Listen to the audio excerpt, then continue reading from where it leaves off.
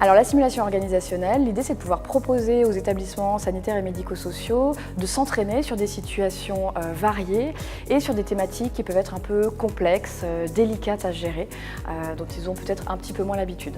Par exemple, chez Calirel Santé, on va proposer des simulations organisationnelles tournées autour de la gestion de crise et des événements indésirables associés aux soins.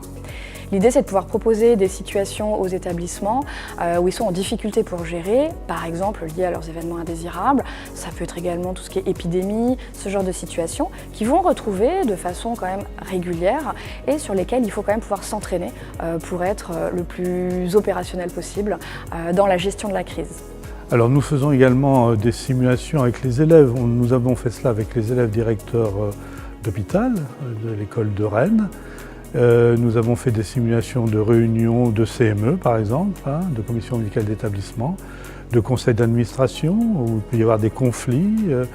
Et nous avons également fait des réunions un peu houleuses avec des syndicats par exemple. Ça peut être le cas parfois. Nous avons commencé à former des directeurs d'hôpitaux dans leur aspect, bien sûr, fonctionnement au quotidien, mais aussi dans les aspects organisationnels, de groupement hospitalier de territoire, d'organisation de pôles, avec des chefs de pôle également qui ont été inclus dans ce type de formation.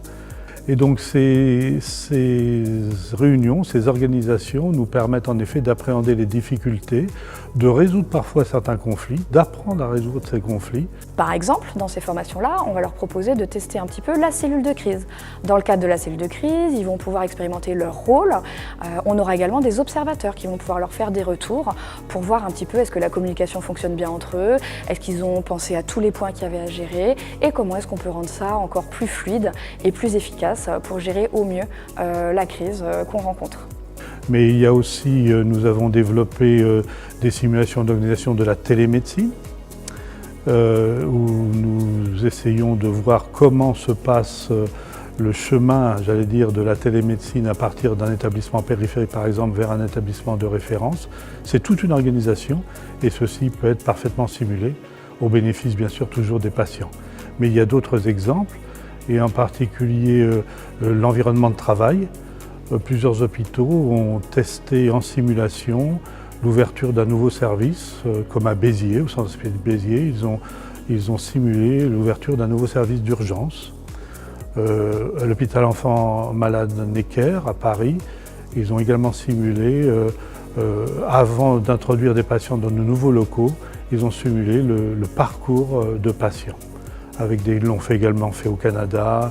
Il y a plusieurs exemples qui montrent que là, on s'aperçoit qu'il y a des défauts architecturaux, des défauts dans les circuits, etc. Donc c'est quelque chose de très important. Au-delà de la gestion de crise qu'on propose, on les invite également à travailler sur la communication de crise, qui est un sujet extrêmement complexe et qui par ailleurs est aujourd'hui vraiment sous le feu des projecteurs. Donc dans cette idée-là, pareil, on prend un événement indésirable associé aux soins et on leur propose d'aller s'entraîner sur des interviews avec des journalistes. Alors nos journalistes bien sûr sont fictifs, ils jouent les journalistes, mais ça permet quand même à des directeurs d'établissement, directeurs de communication, présidents de CME, de pouvoir répondre aux questions et se mettre vraiment en situation de communiquer sur ce type de situation de crise. Il faut savoir maîtriser ces aspects-là, c'est important aujourd'hui pour l'image des établissements et pour la bonne gestion, la bonne qualité, la bonne sécurité des soins pour les patients.